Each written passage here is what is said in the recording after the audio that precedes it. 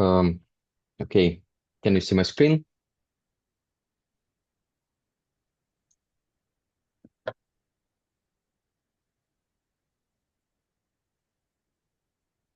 Yeah. So welcome to our uh, online event powered by AWS User Group Kiev and sponsored by Automated. Yeah, today Vadym will present us a very interesting topic about serverless. But first of all, let me take a couple of minutes and introduce our user group and our sponsor, Automated, where I actually work. Automated provides DevOps services, and we work completely with AWS. We premier tier partner. We usually work with startups, and we have more than 1,000 successful launches.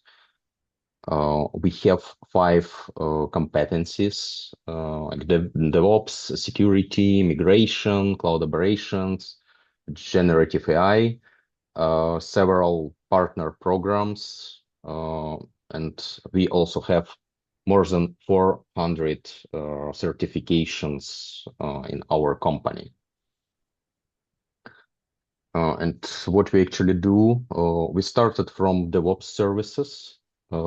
It's all about infrastructure automation, CI/CD, and then we added different other services like well-architected review, FinOps services, 24/7 technical support, and MLOps services. And we are actively growing and hiring in Ukraine, Israel, UK, and other countries of Europe Union. So if you are interested, please visit our website and apply. And we will have gifts for most active people today. So please ask questions, send interesting cases in chat, and yeah, we will have something interesting for you. Yeah, Vadym, welcome. So the most active people will be those who will be chasing me mostly. Yeah, this is what is meant here. Okay, let me start the presentation. I hope now you can see the full screen. So I have only one monitor here. So if you have any really urgent questions, Alexei, interrupt me, because otherwise I will only read the chat then afterwards. But if somebody just says we need to clarify before we are moving on, then simply just interrupt me. Okay. Yeah, but it's not full screen right now. What do you see? Like two pages, bigger and smaller. Yeah. Okay. And let's try something else. Is it now better? Yeah. Okay, and then you saw the presentation mode. So let's start today. Thanks, Alexei, for the invite. And yeah, it's the second time presenting for AWS User Group Kiev. The first one was with the DevOps Guru, I think, end of August last year. And Alexei already sent the questions, and then one of them is, what talk would you like to hear next time? And I think several of them are also applied by me. So if sometime later in the future you would like me to come next time, then we can gladly do this. What I will be presenting, the topic of event-driven architecture patterns in highly scalable image storage solution. Of course, it's the solution implemented on AWS. So everything will be AWS related. Yeah, my name is Vadym, and yeah, basically I'm Ukrainian native, living more than half of my life now in Germany, but of course very tied to Ukraine. Maybe you can see my T-shirts, and every time when I present somewhere, I'm Ukrainian. If to be honest, I have another citizenship after 25 years, but nothing changes my roots and my my opinion about what's happening and all that stuff. So you can get in touch with me and via all the channels. And this topic, I'm since several years more in the managerial role.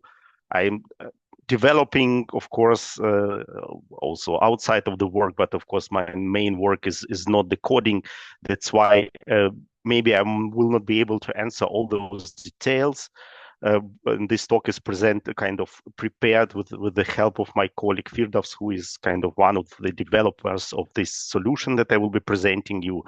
And that's basically, we did it together. We presented a bit different talk at Go to Amsterdam last year with some kind of looking from the different perspective. But basically, it's not too much about the company, but what we are doing is just everything with the photos, like photo book of the year, calendars, and all that stuff. And that's why the images, photos are at core for us, and that's why it's important for us to deal with that the most efficient way. So agenda will be, I think I will need something like 45 minutes, depending on the more or less the speed.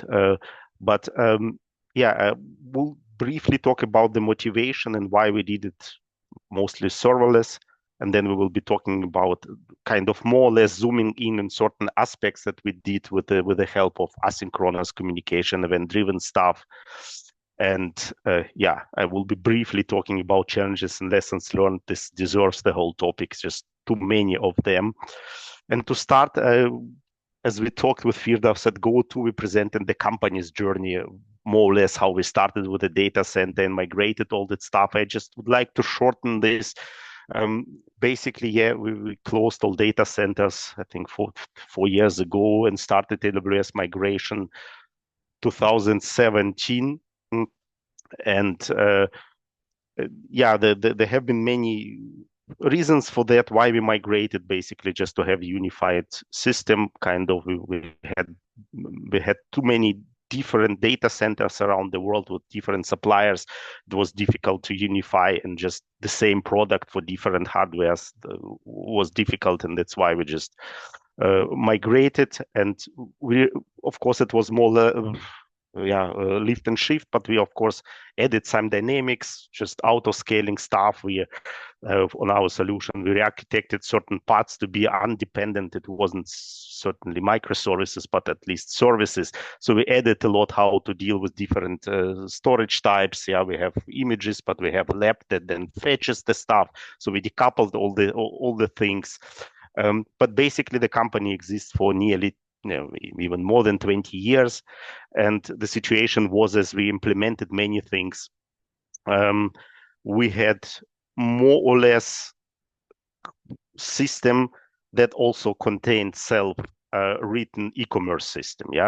20 years ago, there was nothing there. And of course, we had shop front-end, shop back-end, user management, payment, ordering, also kind of our own implementation. Yes, we had some API for external cart and external user management, that we have partners that the customers having the shared basket, like they are selling flowers, and then they embed our shop to sell photos, and they would like to have everything in one basket. So we had our own APIs, but basically all those integrations meant that the customer, in order to use our solution, needed to implement our APIs, and this onboarding process took many months, and that was kind of satisfaction.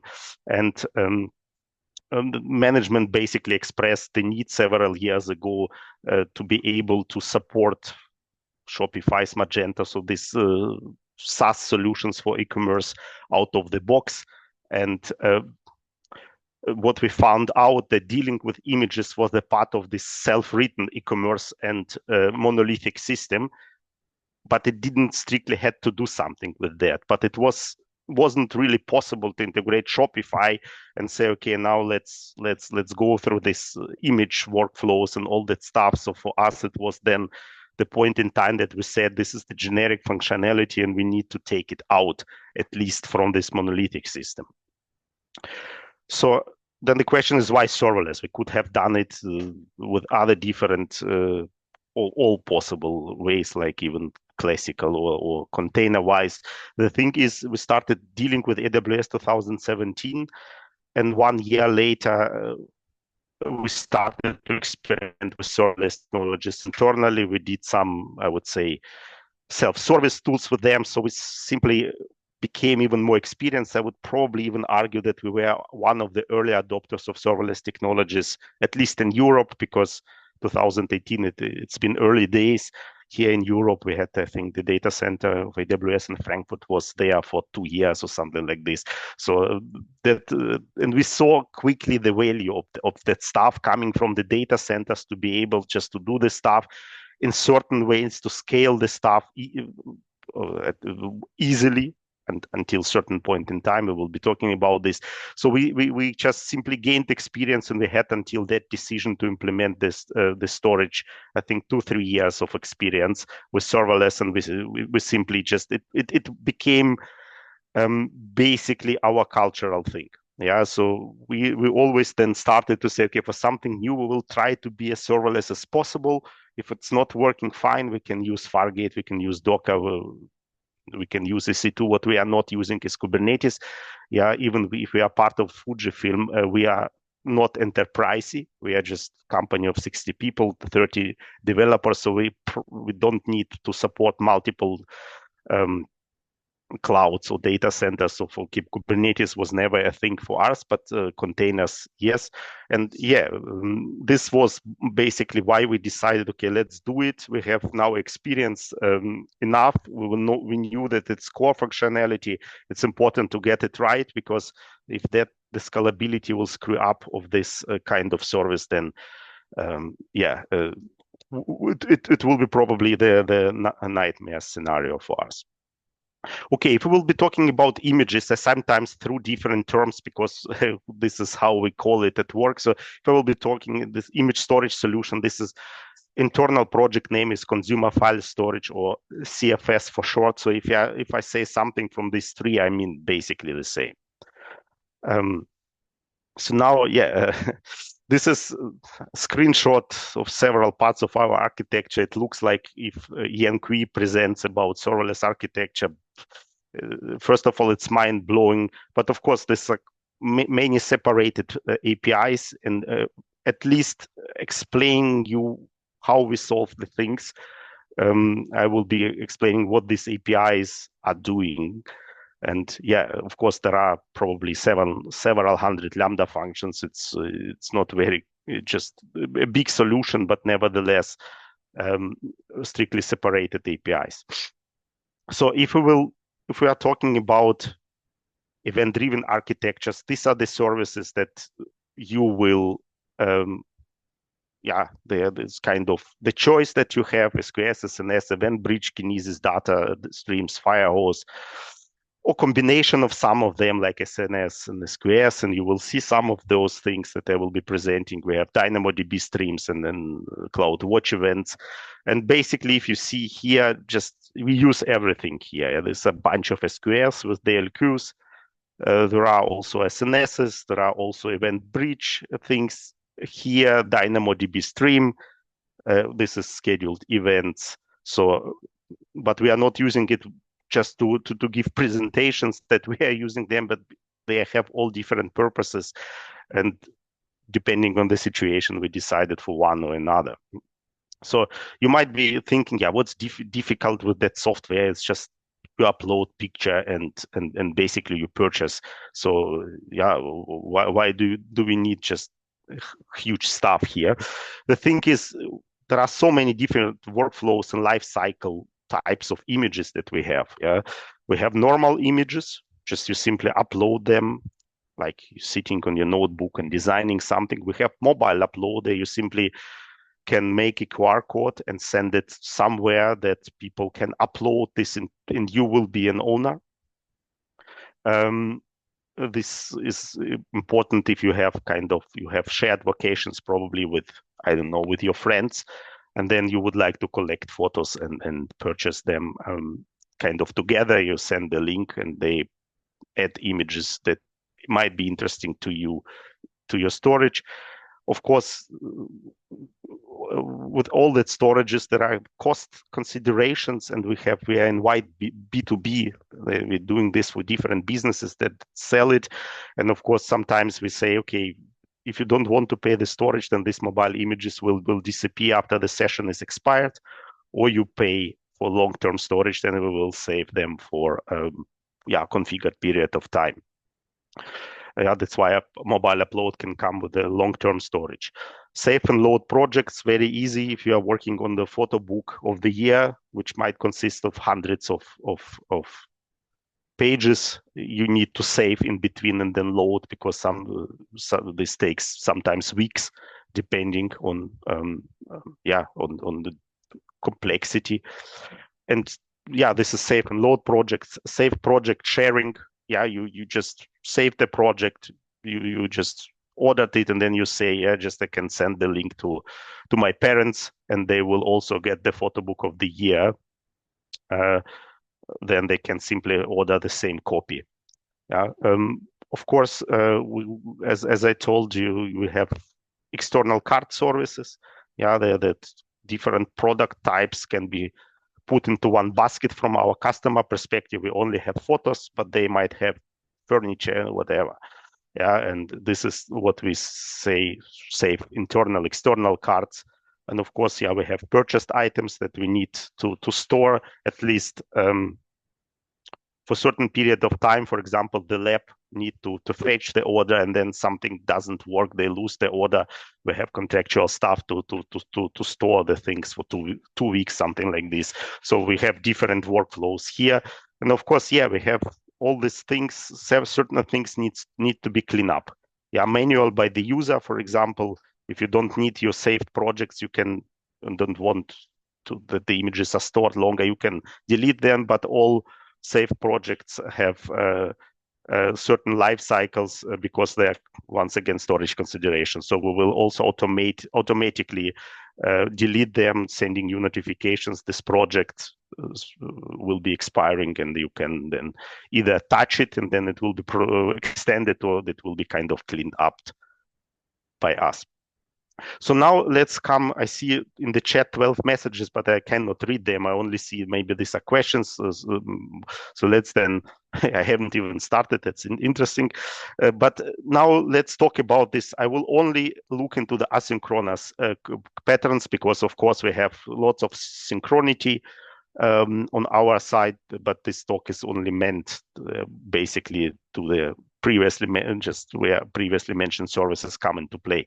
So let's start with SQS.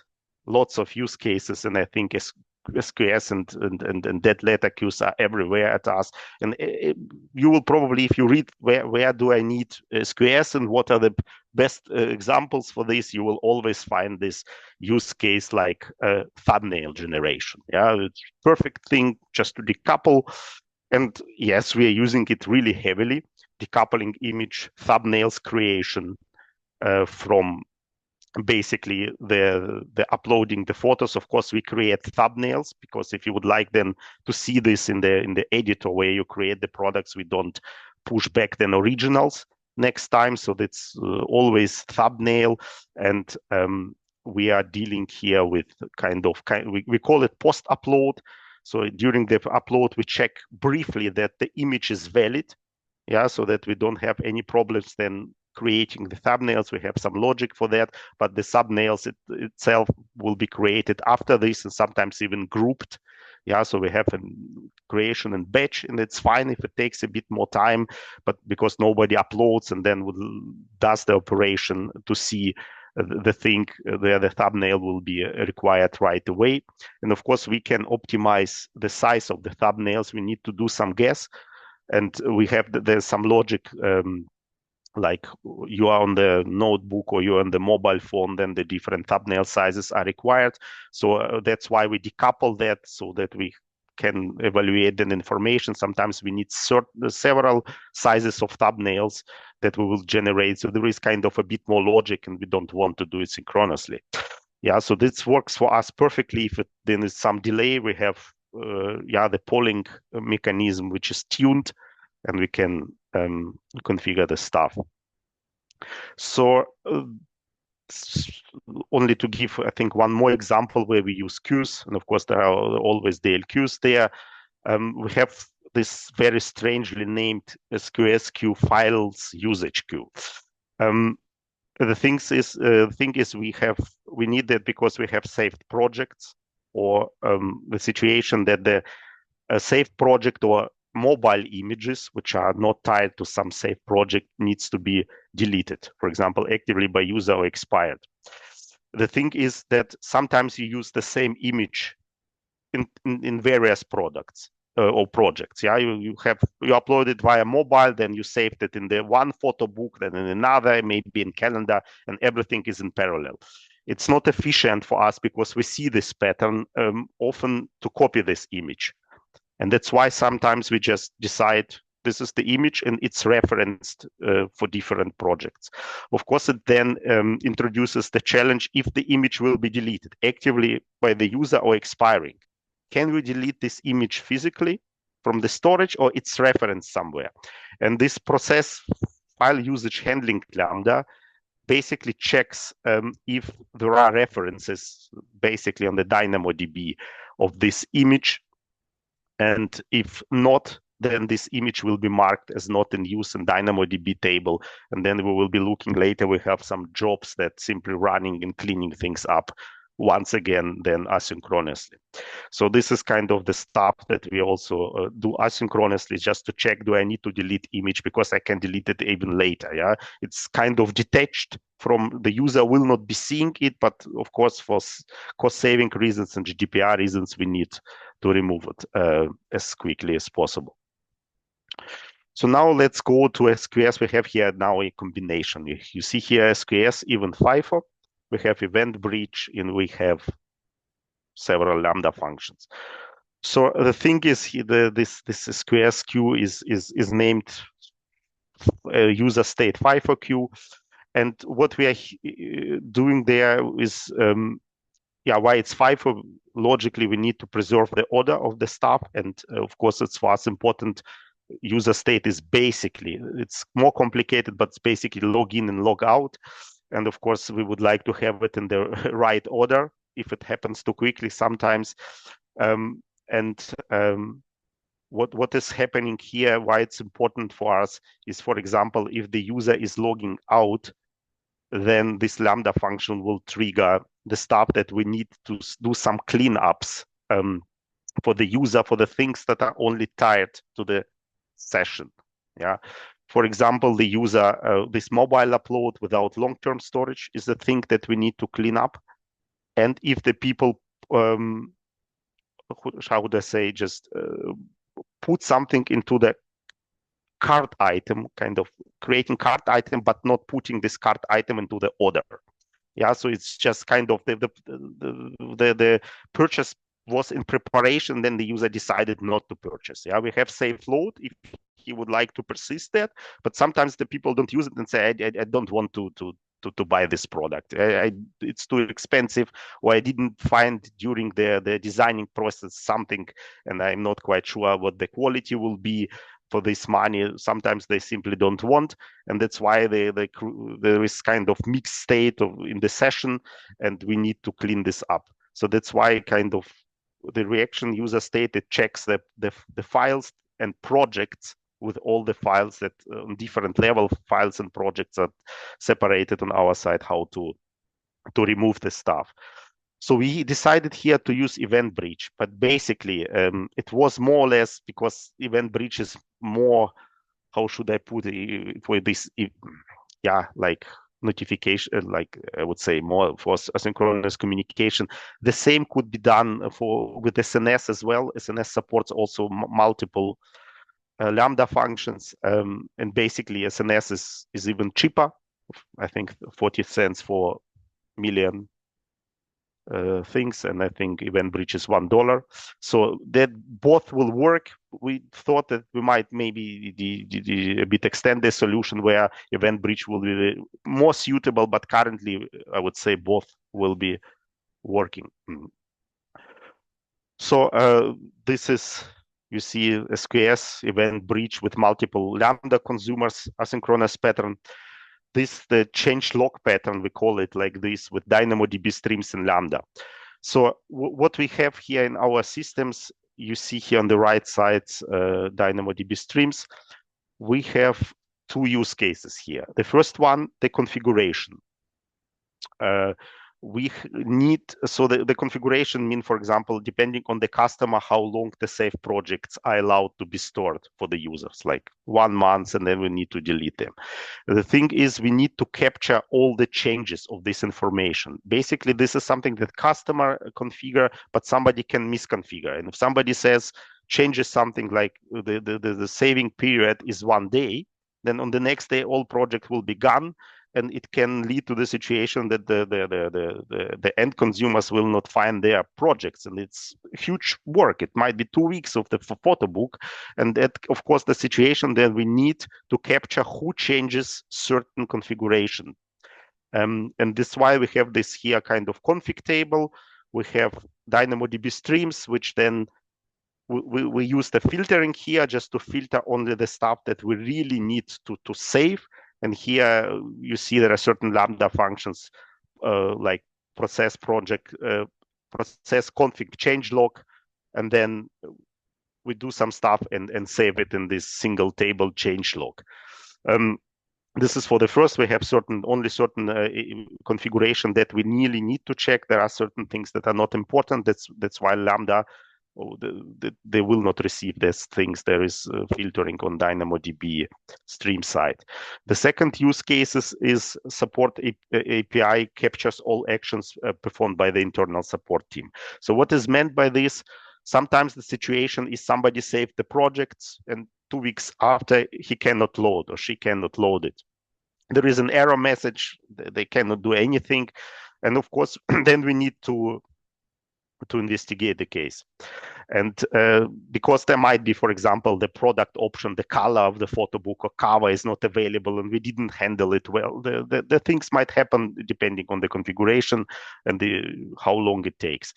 And we do it by the thing, like we have internal team that can check that. But in doing this, we have some tools that simply copies that project to the new owner. This is internal owner who checks that. But this is, of course, GDPR related. We need to document this because we are accessing the images of other people. But by allowing us to look and to investigate and to fix and repair, they're giving us kind of okay for this. But anyway, we need to save all these things, and that's why we have here kind of asynchronous processing DynamoDB table, which does the same, and basically certain actions like who changed, who owned the project, changed the owner or copied the projects. Everything will be basically also saved here in case somebody says, okay, now I see my project, but where are 20 pages, or why it's something different, then we can also investigate all the things in between. Yeah, I think I said this, that DynamoDB uses the combination with filters, so-called filter criteria, to just only filter the events to the Lambda function, also for the cost reasons. Yeah, and we used here also DynamoDB single table design to put everything kind of GDPR related into one table. So yeah, there will be some patterns more. Of course, we have lots of scheduled events with CloudWatch event rules. You can do now the same, I think, also with EventBridge stuff. Different use cases. Yeah. So the first one is obvious here with scheduled events. What we are doing, we're finding the expired save projects, card item, mobile upload, and handle the deletion here. Yeah, we use here, we'll be SNS topic, because notification is basically done via email. And we are just looking with the Lambda function across many dimensions where we kind of what's configured and what is meant to be deleted. Sometimes we need first notification email 2 weeks before like this, and then 1 day before once again, like your project will be deleted or your images will be deleted, and then they will be really deleted, and they also will be notified via email. Very complex logic, but basically it does here the same census expiration notification Lambda, which does the job in portion for different customers. And then we'll be seeing later there is expiration notification SNS topic, which then does the job. That's the first part, what we do, like with scheduled events. Of course, this happens only one time. We are doing this in the night, so there is no rush. If the project needs to be expired tomorrow, then yeah, we are simply doing this like a triggered job. The second one is to make invoices for our customers, not end users who are purchasing, but for our customers for who are offering that solution. We need to build the stuff, basically the storage here, yeah. And we have, of course, some pricing here, and the same we are doing here. It's basically more or less on the first day of the month where we're preparing the monthly bill. We're going here with a trigger, calculate EventBridge, and then calculate through different dimensions, projects where the files are combined, images are combined, and different separated files, because depending on there might be different contractual stuff, but basically this part is just to calculate the storage consumption and prepare the invoice. And then, of course, also notification, but this time to the project manager. The same here, Lambda with 2 consumers, 2 Lambda functions. The same will work also with SNS, basically. We decided for EventBridge, but that's, I think, yeah, we might also revert the decision in the future. Okay, this one I sometimes try to skip it because that's really a bit complicated, but very important pattern, because it's a combination of SNS, SQS, basically a fan out pattern. The thing is, all this email sending, like I showed you here as SNS topic. The thing is, we have not only storage, we have also product pages and payments and all that stuff. So it's not only this component that makes the solution. We have more components, and we decided that we will group the email sending functionality, and just not that consumer file storage has email sending and all others. We centralize that to ease the customers simply to configure this. They can configure the mail templates, and we don't want to put it in different places. That's internal decision, and we have kind of groups of customers because we decouple them. They are not hosted all together.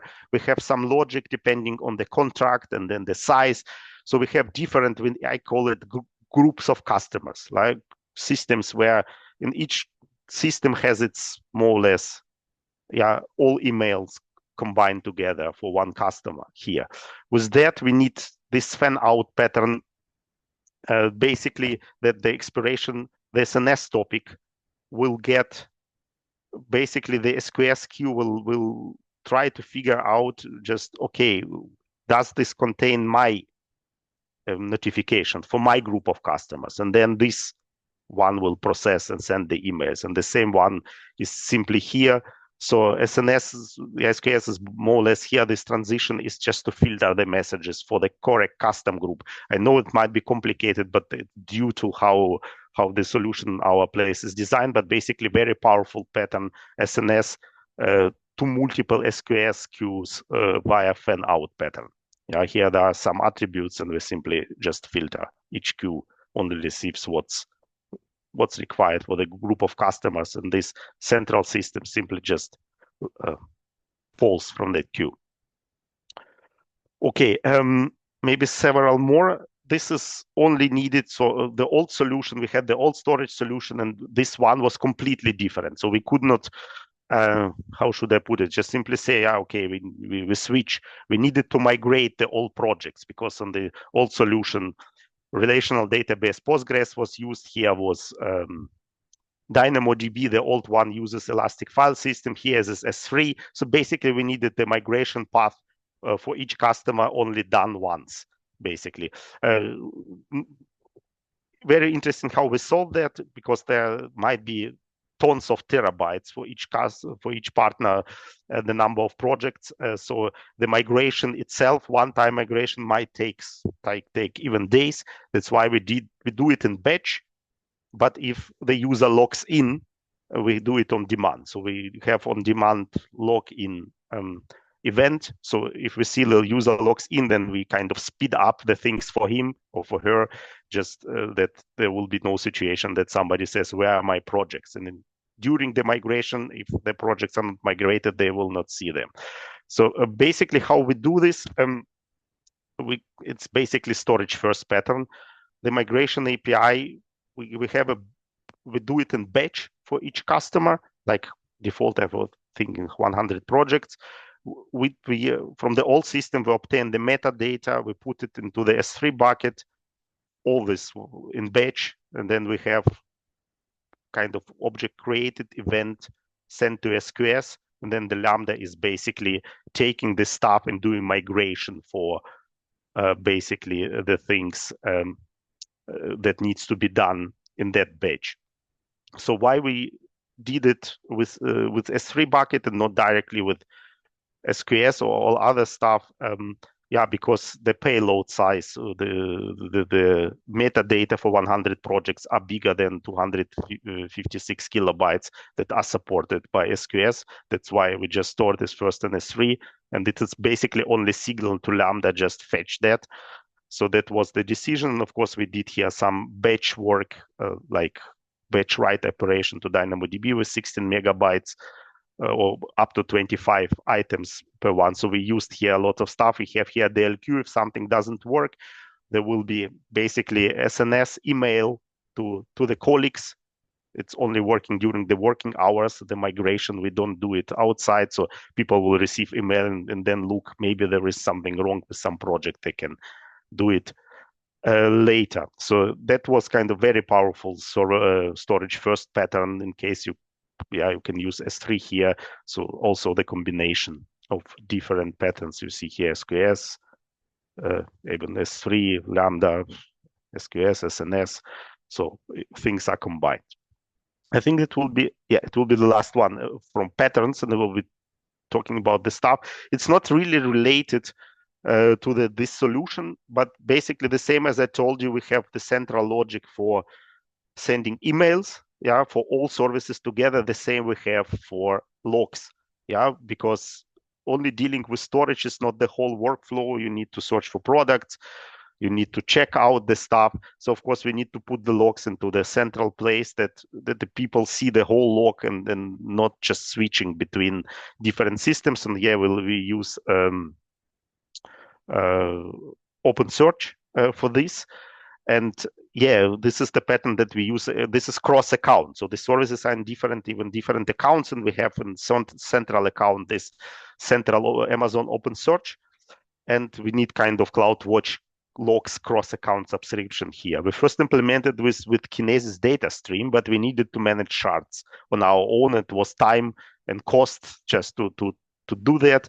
And then later AWS released Amazon Kinesis data firehose directly integrated with Amazon OpenSearch.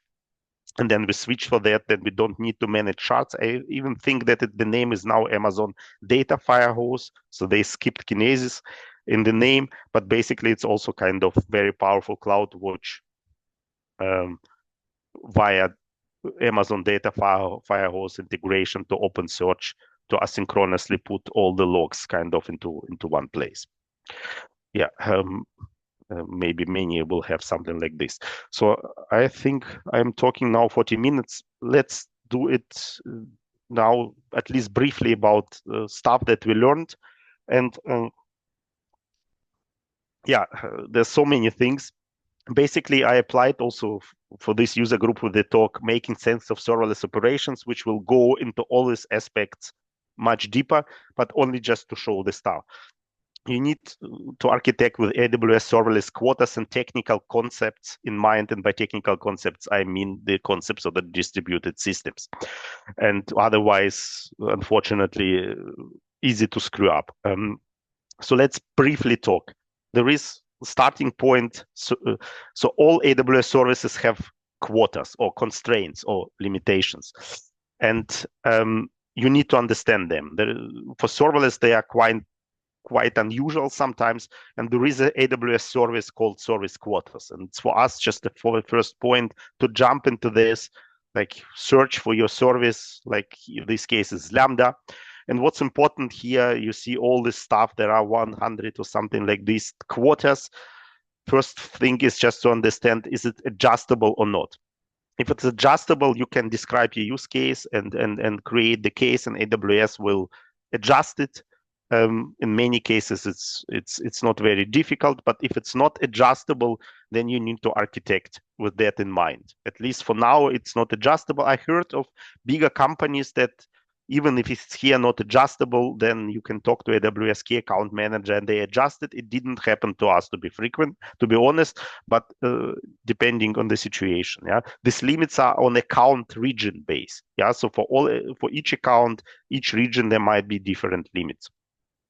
Yeah, and you can go like here. This is concurrent execution of Lambda function. You can look into the CloudWatch metrics and see, do you need to raise the case and increase that or not? So very good thing. And if you would like to do it, you have the button here, but you can open the support case also via other things. I prefer to do here because I then have this quota request history, and I can just see what happened, when happened, did they accept it or not.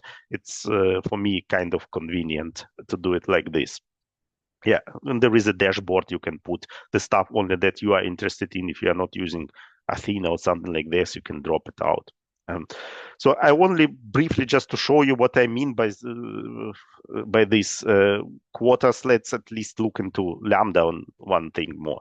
Just you need to understand, we looked into what's Lambda concurrency, which is basically the number of in-flight requests or your Lambda function handling in the same time, or even all your Lambda functions handling in the same time. And it's of course depending on the Lambda duration. You see here, depending how many different Lambda functions or even the same functions, then execution environments in parallel, then there will be different thing. And just you need to understand these things like concurrent execution number.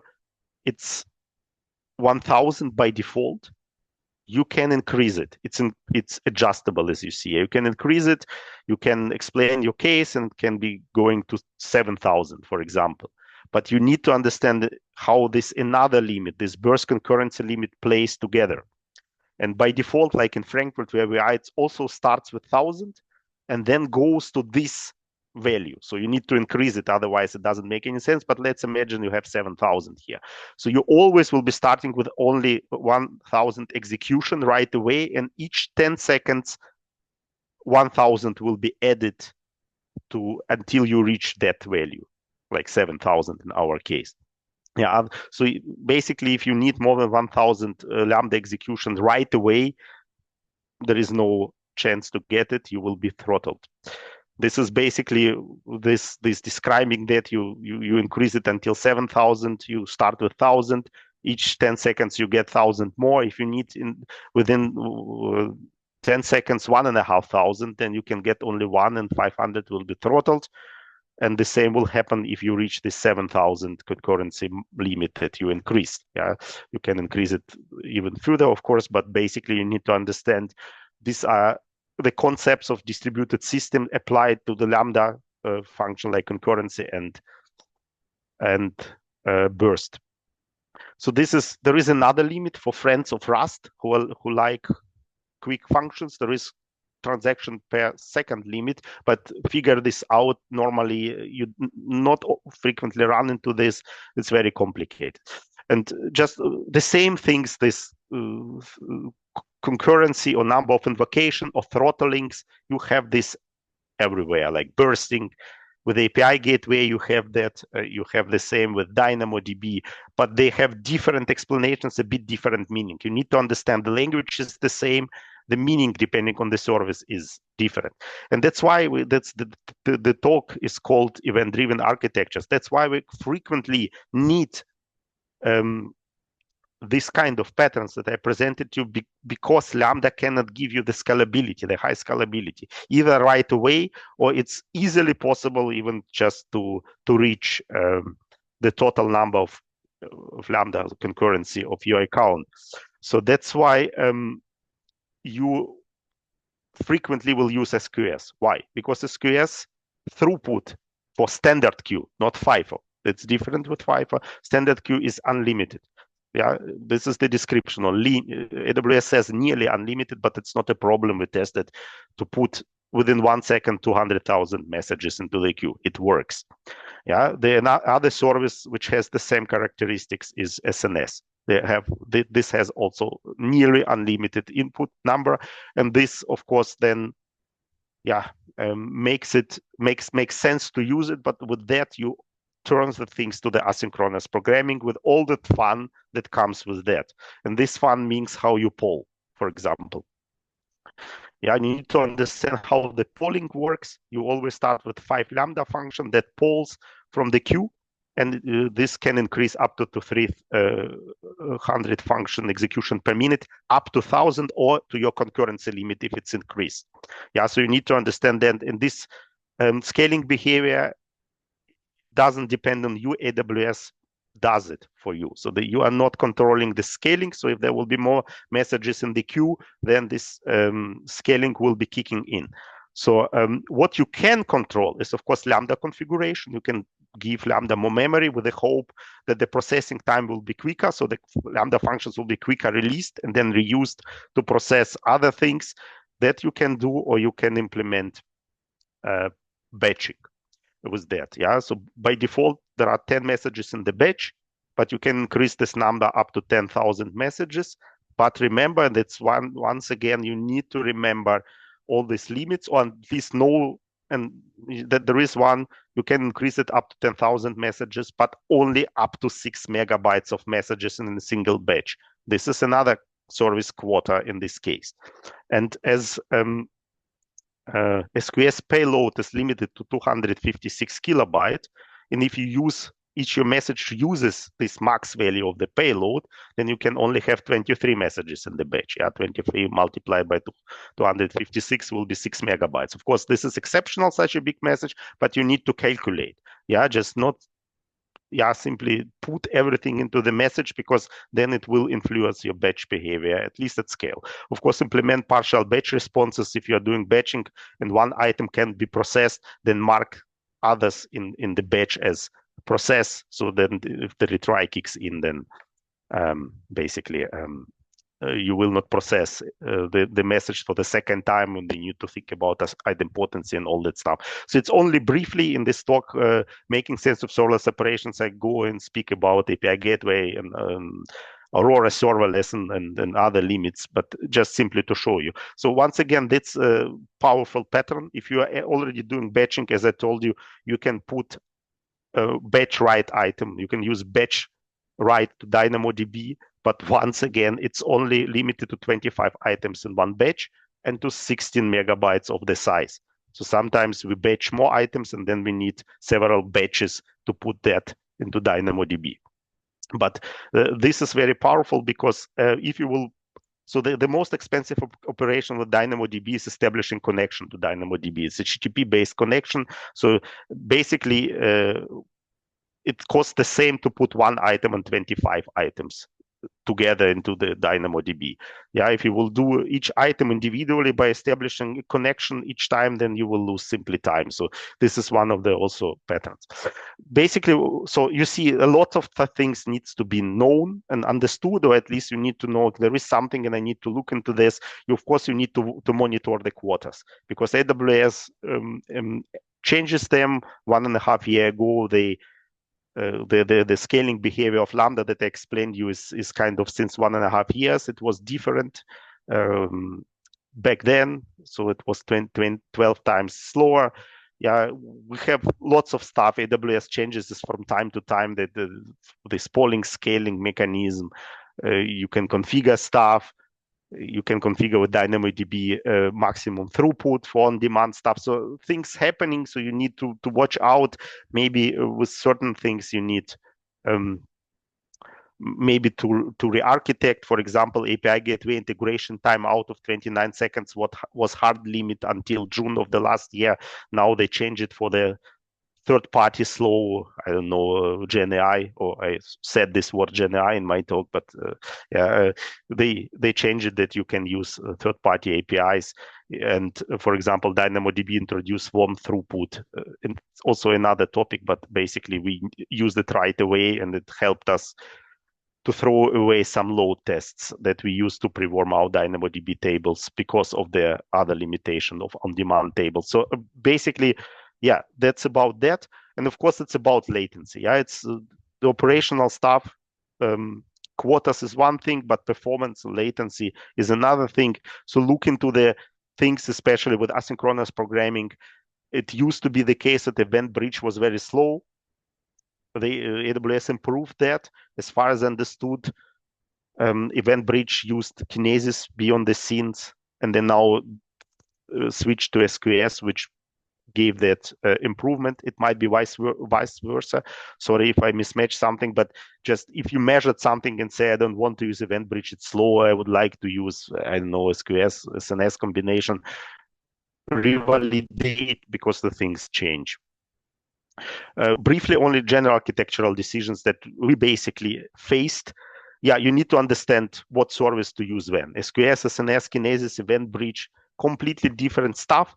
Yeah, this one is pull, another is push or push-pull, and all the stuff, and they different. Sometimes the service implements something new, and then there is no reason to use something else.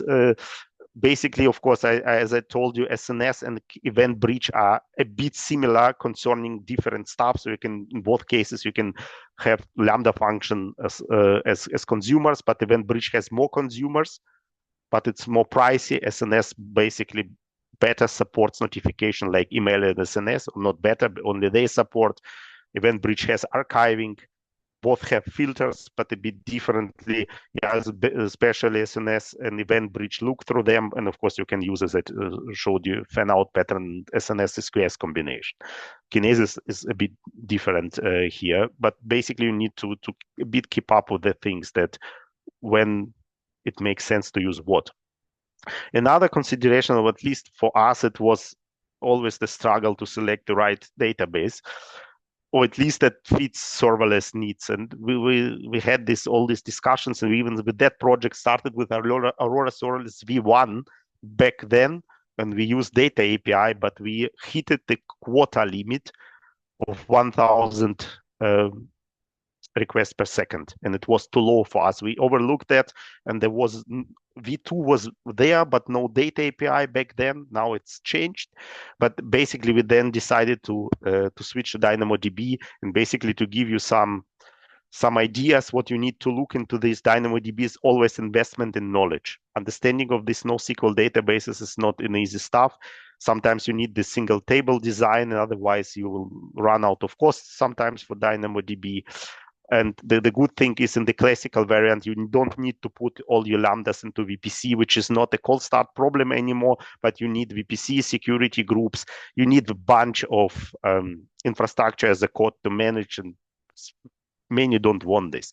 But if you would like to use DAX, which is kind of write through cache, then DAX require, just to speed the things up even more, than DAX require VPC, and then you need to put all lambdas into the VPC. This is something to know. Aurora Serverless V2, you can use it. It's powerful. More or less considering now serverless variants. You can use RDS, but you know probably that there is connection problems, database connection management problems with Lambda. That's why basically serverless V2 with these two flavors, like RDS proxy, which is kind of multiplexer. Maybe if you know what is PG pool and PG bouncer for Postgres, this is kind of the same. Or there is data API for Aurora Serverless. Now they are also for V2, which gives you the access to the Aurora Serverless database via HTTP, similar to the DynamoDB. But there are different considerations here. With RDS proxy, you can reuse your logic. Basically, you simply change the endpoint. The AWS proxy is basically only another endpoint, but you can reuse your API, especially. Yeah, and Western knowledge is not there, because if you are familiar with the relational database, that's fine. They both support MySQL and Postgres. But the important thing is, yeah, here's the code reuse.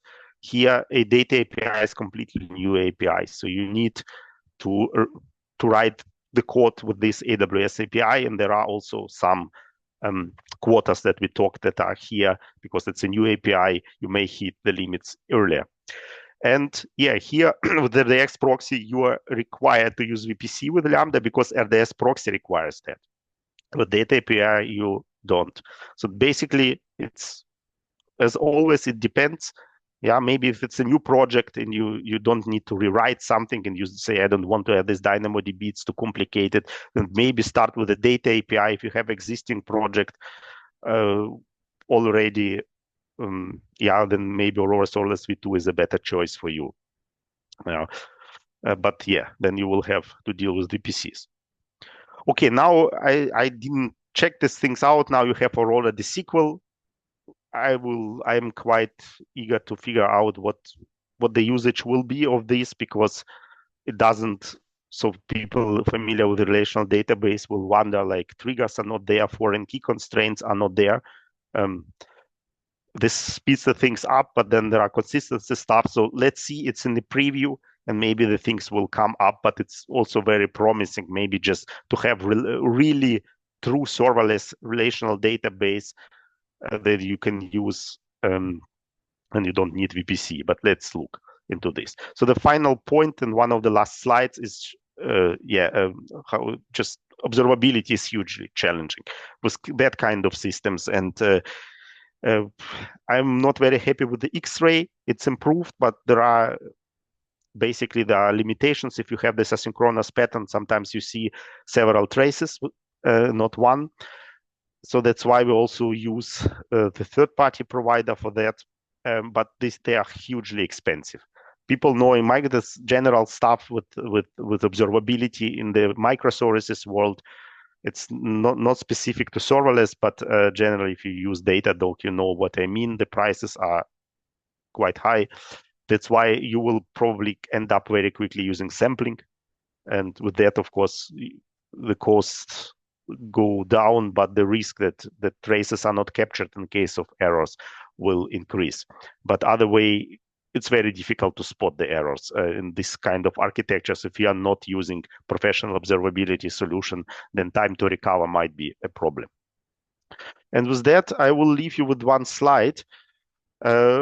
Like also from learning, from my learning is the quota from the former, now employee of Amazon, Gregor Hoppe. Maybe you know him, cloud migration patterns platform architect, elevator, very famous guy. And he wrote in his blog post last year, where I highly agree, serverless reduces the need for ready available ops skills, but increases the demand for less ready available distributed system design skills. What he means by that is, let's break it down, reduces the need for ready available ops skills. Yeah, so the classical operational skills like managing data center, or even a bit higher abstraction like EC2s and containers are there for many years. Data centers are there for 70 years. And of course, the people know how to deal with that better. And yeah, distributed system are there. I don't know, Netflix started with that hell 15 years ago. And now, of course, it continues. And we are also on that hype. And of course, the distributed systems are are very complicated, and the skills to deal with that situations or the problems are sometimes not there. And that requires, of course, huge upskilling and all that stuff. You might ask, what's the problem with serverless here? Because I can have this with any kind of microservices architecture, also in Dockerized world. There are there. Yes, there are there, but with serverless, you will end up having more smaller systems. You will have more Lambda functions as you will have Docker containers. And with that, the complexity will be bigger and the issues will be there. You see this all asynchronity, it brings challenges. So basically, of course, I agree, and we learned and we underestimated the stuff in the beginning for such a complex projects. But of course, there are positive things on another side. We basically in the company don't have any system administrators, and and the developers, it took time, we upskilled them, or they also themselves by intrinsic motivation, but we can do the stuff basically within the team. Yeah, and the team contains basically only developers and product owner. Yeah, so everybody develops, everybody understands also operations. Of course, there are some, I would say, yeah, one is stronger in that, and another is another person in that, but they are doing the whole stuff from concept until basically on call duty. Yeah, with all the stuff, of course, high level automation and all that environments, staging, and everything is there. A lot of tests, a lot of monitoring, alerting. All this is needed, but basically the benefit of having the speed, if it matters for your business, is there. You don't have this coordination with some platform team or sysadmins team and asking for something. It might work for enterprise kind of organization, but we are not. So for us, it works, but it required a huge learning curve. Yeah, all that stuff and all these databases, undoubtedly a lot of things. That's basically it. I took 1 hour, but I like the formats there. I'm not thrown away from the stage.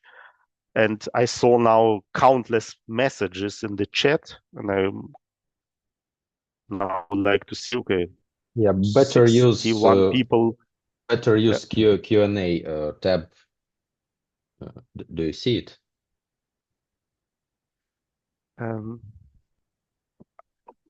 I see the webinar chat.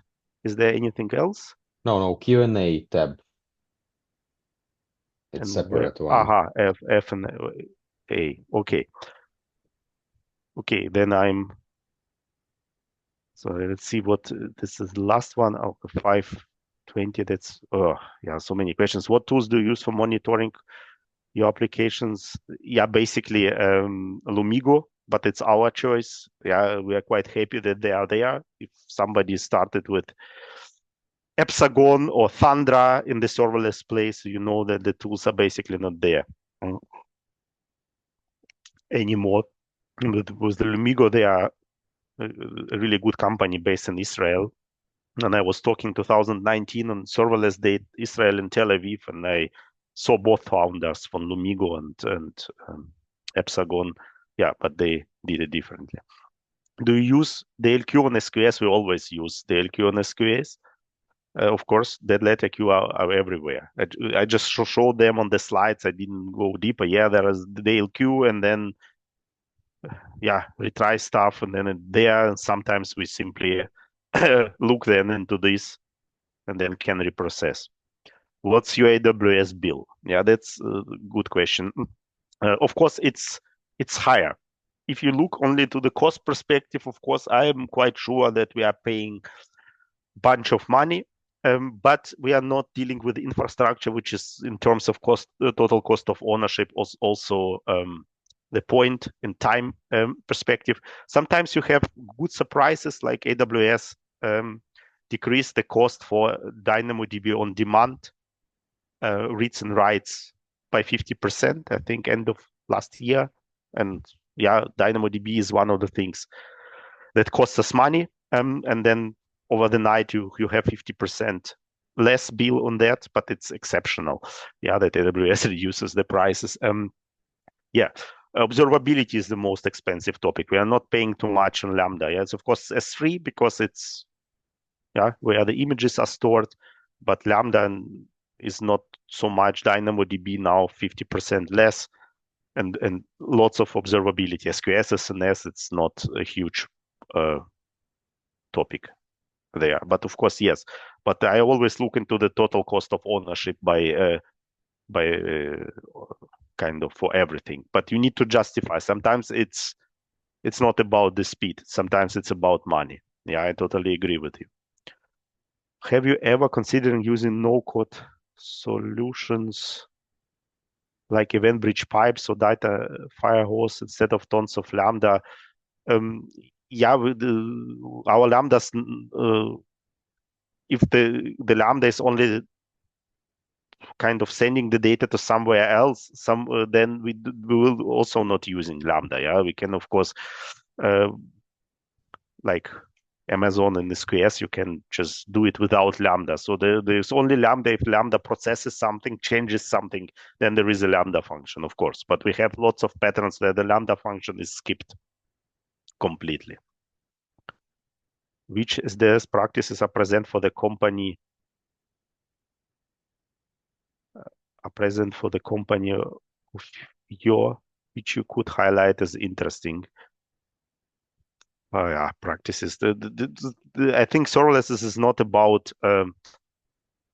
It's not different in terms of the good architecture, good document, good clean APIs. You have everywhere, but here it's really important. But basically, huge level of automation, testing, the whole DevOps stuff, like with all that monitoring, alerting. Yeah, every developer can set up kind of his individual environment. We pay attention basically to this. The one thing that is important, maybe not to make Lambda function too small from the beginning and adding too much asynchronity without the need for this. So start a bit bigger. Even if you might have bigger cold start times, it's easier to refactor than to become smaller as other way around, starting small and group something together. That's from my experience. Yeah. How does CI/CD looks like for managing Lambda function? Also, anything in Arc, everything is there. We use basically SAM for this type of project. You can take whatever you want. Yeah, as we started, then the CDK was in the early stages. Now you can have Terraform serverless if you would like with Anton Babenko. The things are there. It's up to you. I'm now not very happy with basically everything besides CloudFormation. It's too verbose for me. But basically the SAM, AWS SAM for serverless stuff, the development of the last year was not very rapid in my eyes. Yeah, it just didn't develop too much. So I see more traction for CDK now, and I see we started with another project as we started with serverless framework. I had a impression they will be dying, but now they release something commercially. But I will personally let you decide between CDK and SAM. Do you use step functions? Are there any ML related workflows? Currently nothing ML that we are doing. Of course, we are thinking how we can maybe do something with that images, but currently really nothing. Step functions, we use that, but not in this part for order orchestration. We use that, but here we didn't have that use case for this particular project. If not talked about during the talk, what do you use for monitoring the queue message count? Only tools, only AWS tools, yes. Yeah, I think Lumigo could do something like this, but we are not doing. Yeah, there is an alert on this with CloudWatch alerts. With polling SQS key, did you come up with use cases when separate clients received the same message?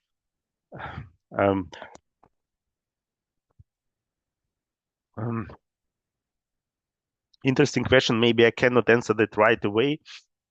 Of course, it's at least once SQS stuff, so that might be the case. And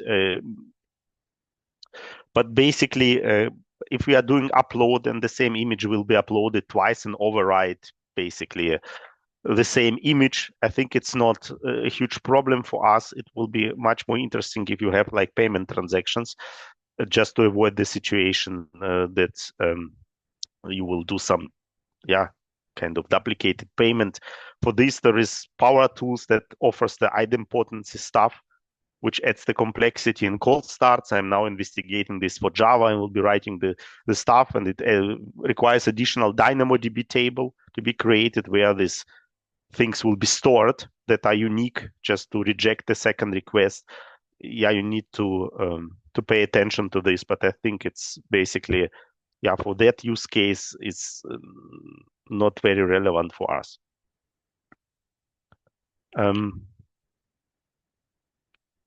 What's the common debugging approach of the project? Is the involvement of X-ray? X-ray is observability. Yeah, it's not strictly debugging. You need observability just to understand basically what's the problem, and the problem might be error. The problem might be also latency, which is not an error, but you see that that it's too high. And debugging, yeah, difficult. Yeah, there is Lambda debugger from somebody here outside, which basically it's analyzing, logging properly, analyzing logs and monitoring metrics together. Yeah, it's not locally. You cannot replicate the completely local serverless stack. There is, I think, the serverless stack. What's the name is third-party company offering something for additional money, and they are really good. But we have not used them. I think they are from Switzerland. Local stack, the name. But yes, the cloud and then local debugging is a problem. Yeah, you can have Lambda locally. You can run DynamoDB with a Docker image, but I don't know if there are alternatives for SQS step functions to run locally. Yeah, so it's not very good, but it's how it is. Self-hosted photo storage solution, and they all have the same issue on the iOS platform. It's difficult to configure background security between phone and remote server. It works well with Google services. So we don't have apps now. I cannot answer this. We support browser-based solutions, of course, on each device, but we are not having native apps, or not anymore, because they were not good. Just wondering, okay, Daryl, hi. Just wondering if your Lambdas are coded in Java, how much content you make uses Java if using Java for instance? So, okay. Yeah, I'm very known for talking about Lambda in Java, but I will disappoint you here. We have Lambda functions written in Java, but not for this project. We have a lot of Java code in our monolithic system that we will never refactor, and it will stay. So we have a lot of knowledge. But as we started this project X years ago, and AWS Lambda didn't have solutions for Java like Snapstart and GraalVM was a pain and is a pain. We decided here to take TypeScript and don't have this pain.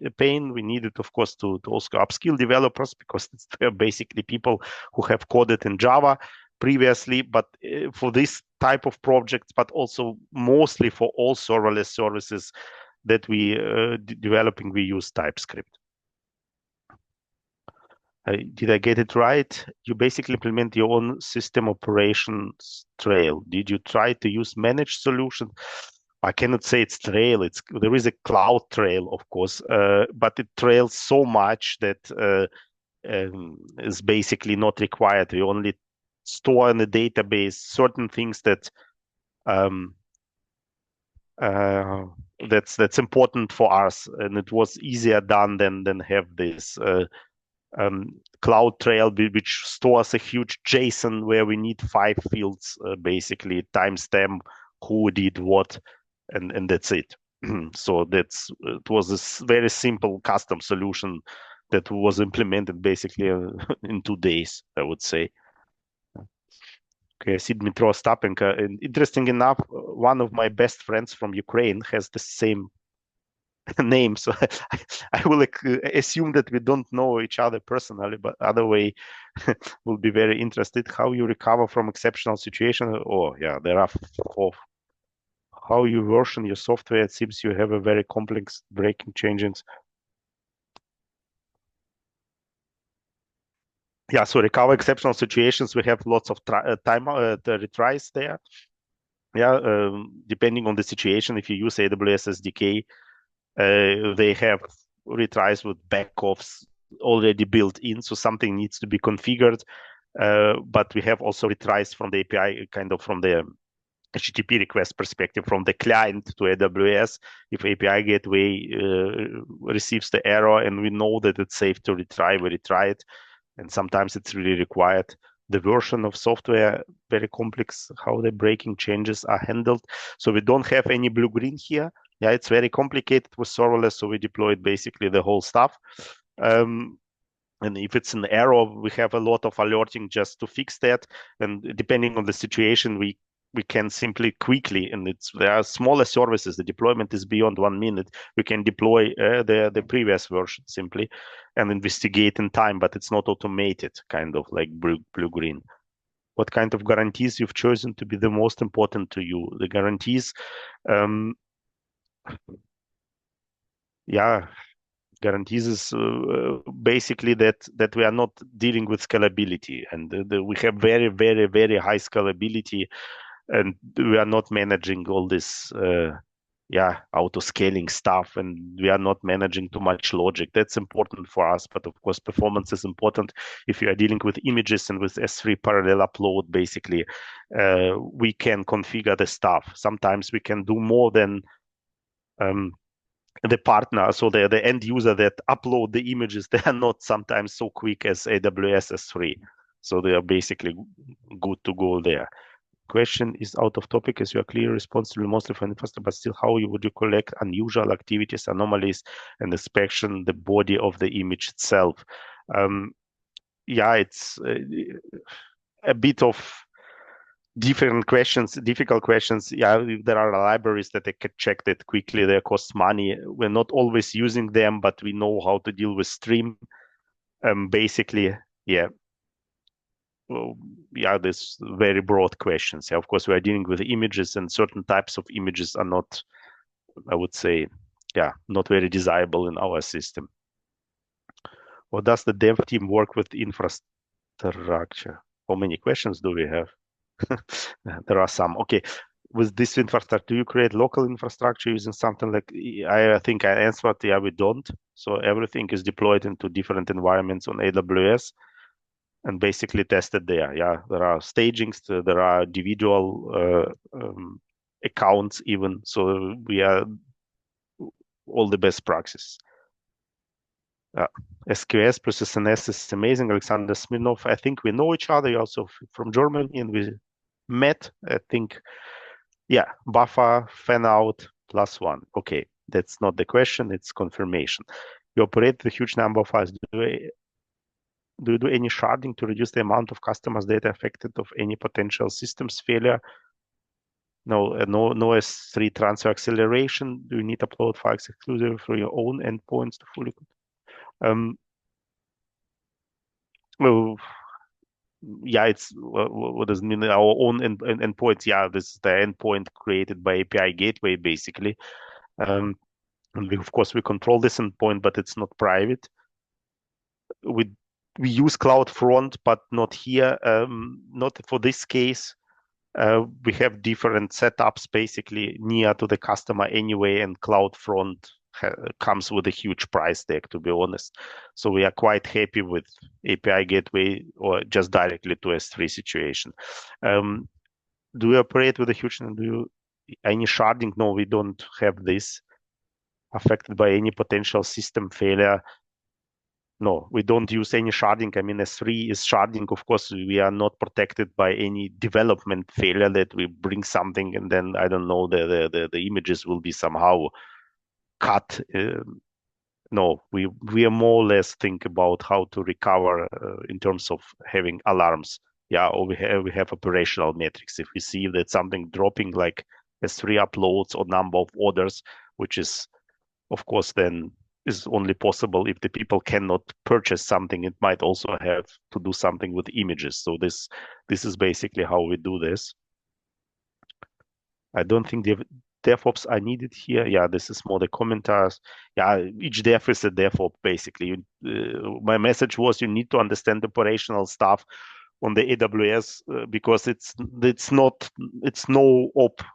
the case here. Yeah, it's just if these quotas will be much higher, then people maybe probably don't need to understand this in depth, but you will very quickly run into some quotas. So that's why this is for me serverless operational skills that I described. DynamoDB is faster than Postgres. Yeah, it's faster. We have really single milliseconds response time. You cannot have something with Postgres, at least not using JDBC with Java. Pricing, once again, it's more expensive, and it's difficult if you add queries later, and then you just need to add index sometimes. This requires the knowledge. Change covers the business account versus the cost of the solution. Don't understand the question exactly. Does the change covers? I don't know if it's related to pricing. Yes, I will expect DynamoDB cost will be higher than the Postgres, but with the RDS, you have something to manage. For example, if you have poor RDS, then the storage increase is up to you. I think it's not working there. It works with Aurora, so that the storage can grow. So that's, once again, it's also operational consideration. With DynamoDB, we have I would say we can configure good point in time recoveries that we lose only data for several minutes. It's not very easy with the Postgres. You can do snapshots, but you might maybe lose the data. With Aurora, you can do also more. So that's maybe a topic for another talk. Just Aurora, RDS, Aurora Serverless, DynamoDB, and all that stuff. Do you scan images with antivirus? I just answered this bit. I cannot even talk in public about certain things. We have some things, but in place. But basically, you cannot upload the images to somebody else. So we are more or less just not to harm somebody. Yeah. Which is more than the case when you share something, like share the project with somebody where you simply misuse the email. That's the case. That is more interesting, but you can send images to somebody. Yeah, and you can, of course, do some DDoS, like that the storage cost will increase. It's not about this type of things are more interesting to us. What's concurrent invocation number of lambdas in this system? We don't set, as far as I know, any so in our system, you mean for our system, we are currently good to go. As far as I remember, was for one cluster was even 10,000. We have different system, but for one is 10,000, and I think for API gateway we are 60 or 70,000 plus bursting. So we have quick Lambda functions, and we see normally it's okay for us. But yeah, we will have more customer. We will increase that.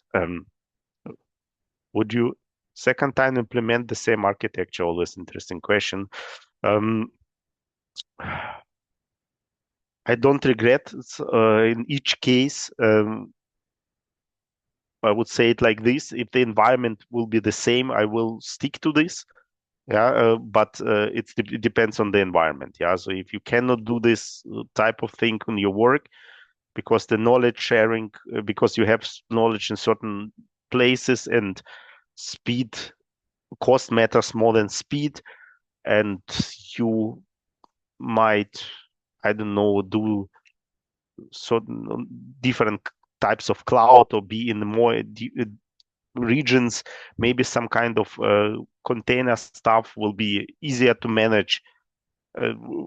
Very difficult topic, but I don't regret the technical solution in the end. The learning curve, yes, it is, but now we benefit from it, basically. I understand you are using DynamoDB streams for record modifications. Do you react to object creation in the DynamoDB?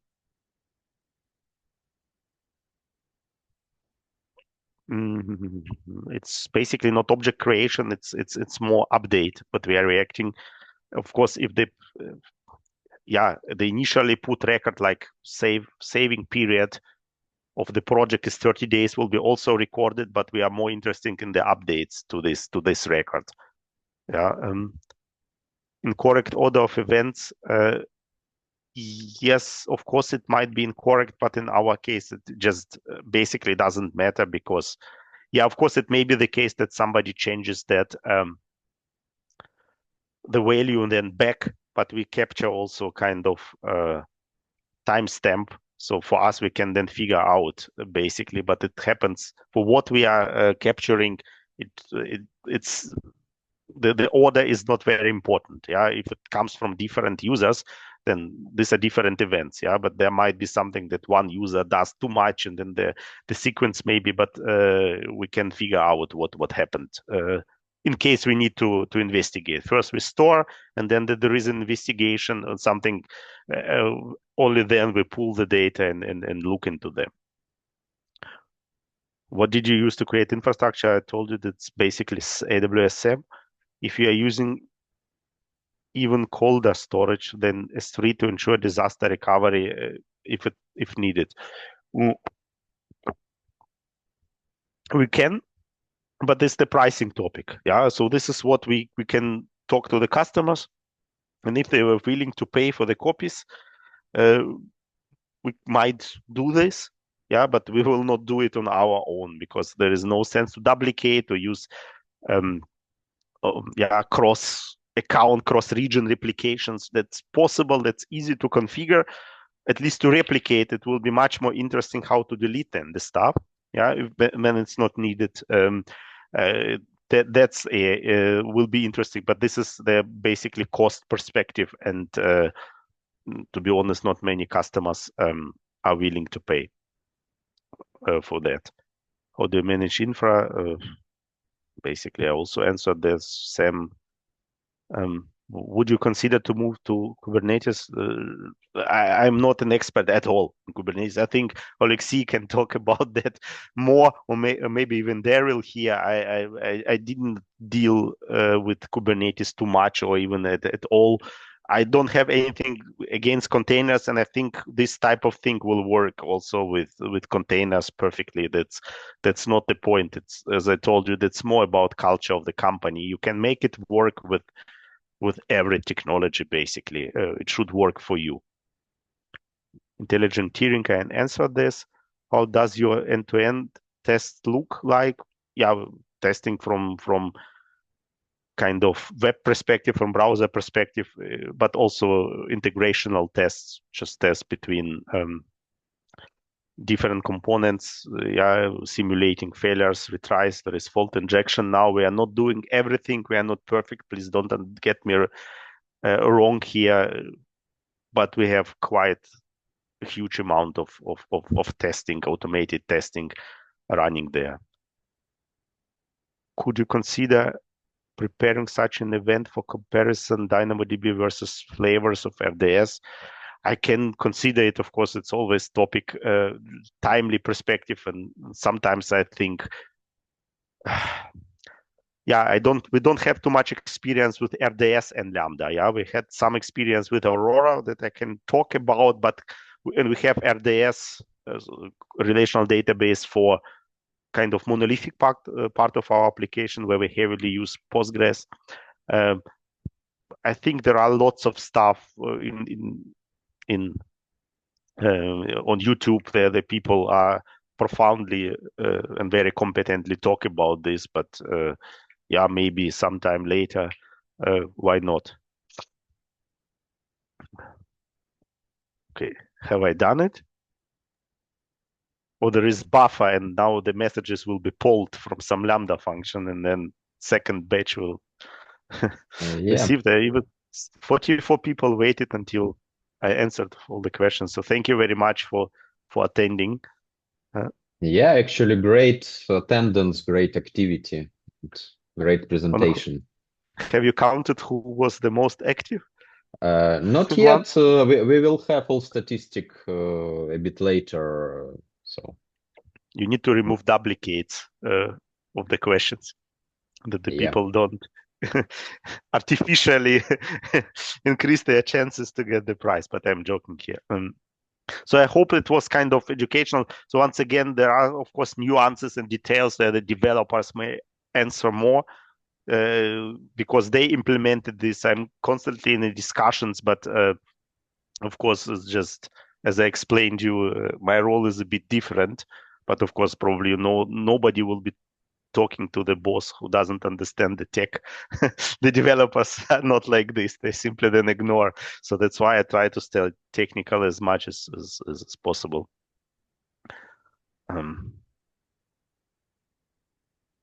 Okay. Thank you all. And thank you. Yeah, there will be some evaluation. Probably you, Alexei, will be sending me that later. Yeah, and once again, if you can invite me for something else, then I can gladly do it, especially for Ukrainian community. Yeah. Yeah. Thank you. Have a good Thank you. evening. Yeah, thanks a lot. Bye-bye. Yeah, bye.